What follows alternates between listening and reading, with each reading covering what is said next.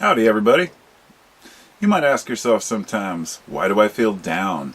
Why am I in a funk? Why do I feel depressed temporarily?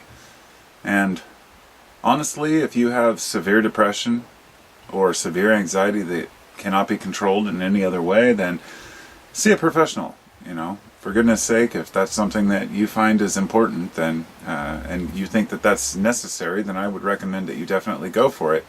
But if it's just mild anxiety or mild depression or just being in a funk for a while, those are things we have to deal with on our own. And sometimes it's best that we deal with it on our own because we can recognize the problems that we have and why we have them. Why would you take advice from some random long-haired dude on the internet? I don't know.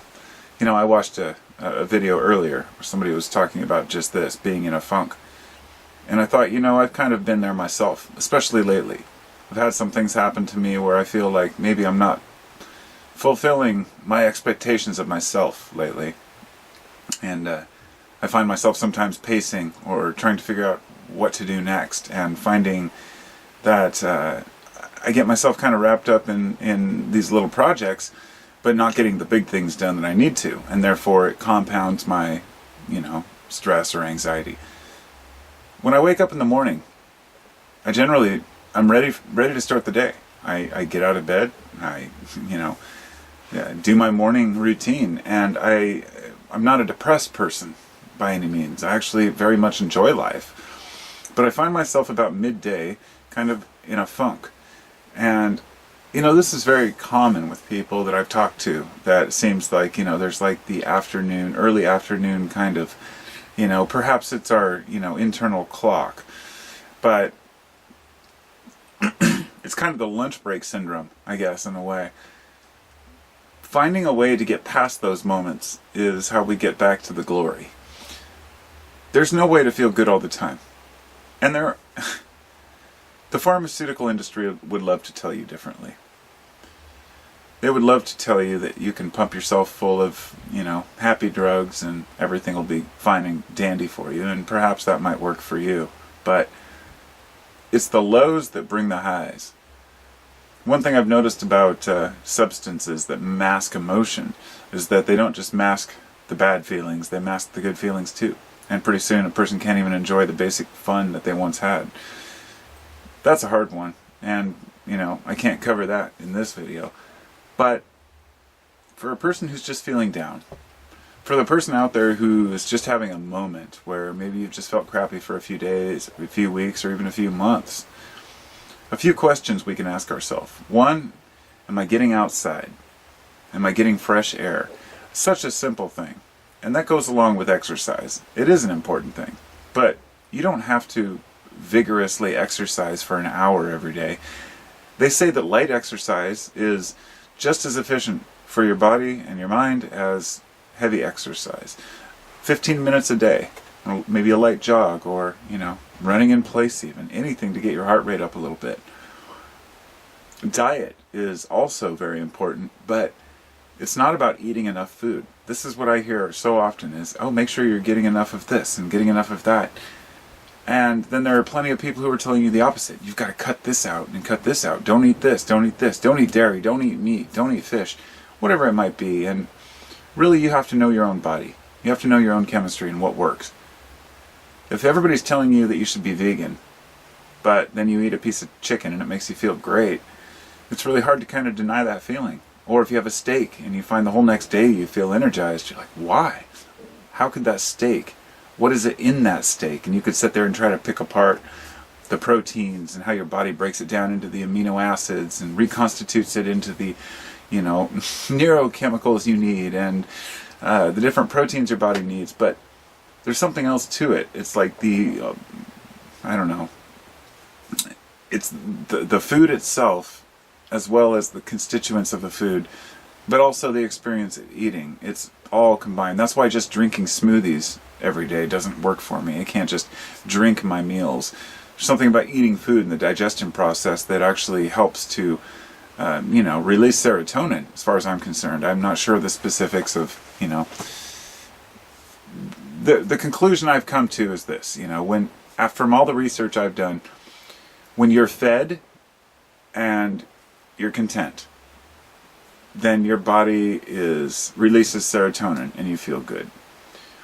When you start to get hungry and when you start to need to eat again, your serotonin levels will drop and your dopamine levels will increase. Dopamine is your motivation, if you will. It's not that simple, and we're still learning more about it. It's not just your good motivation, but your bad motivation. Dopamine also is what helps you to recognize a bad trigger or something that's, could possibly be harmful. Like, it's a complicated chemical, but I'm just trying to get you the basic idea that as the serotonin levels drop, dopamine rises. That's your motivation to go find food. Once you found food, dopamine drops, serotonin rises. And remembering this, it helps us to kind of balance ourselves and realize, okay, when you have really high serotonin, you might end up being lazy, never getting anything accomplished. If you feel great all the time, you might just chill. But if you're loaded with dopamine and you're always feeling, motivated, but you never get your serotonin, then you're never going to feel content. Because when people hear the term dopamine, they tend to think, oh, dope, it's the happiness chemical. But no, it's not. It's the motivation, and it can work many different ways. So, sorry to get into the technicalities of it, but it's my belief that SSRIs or pharmaceuticals are not the answer long term to our problems, but neither are herbs or natural remedies if you're taking too much. Like me, I make my own choices of what I consume.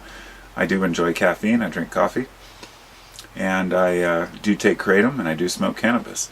And I know that if I smoke cannabis during the day, in the middle of the day, more than a toke or two, then I'm going to feel tired and I'm going to be burnt out, and it's my own fault. I know that if I drink alcohol in the middle of the day, I'm going to feel like crap a while afterwards, and that's my own fault. When we fall into these habits, repeating habits of using drugs, using substances, it can make us feel like that's the norm. If you've been using drugs, any substance, for a really long period of time, and that includes legal pharmaceuticals that are prescribed to you, and especially pharmaceuticals that are long-acting, it's hard for us to know who we truly are.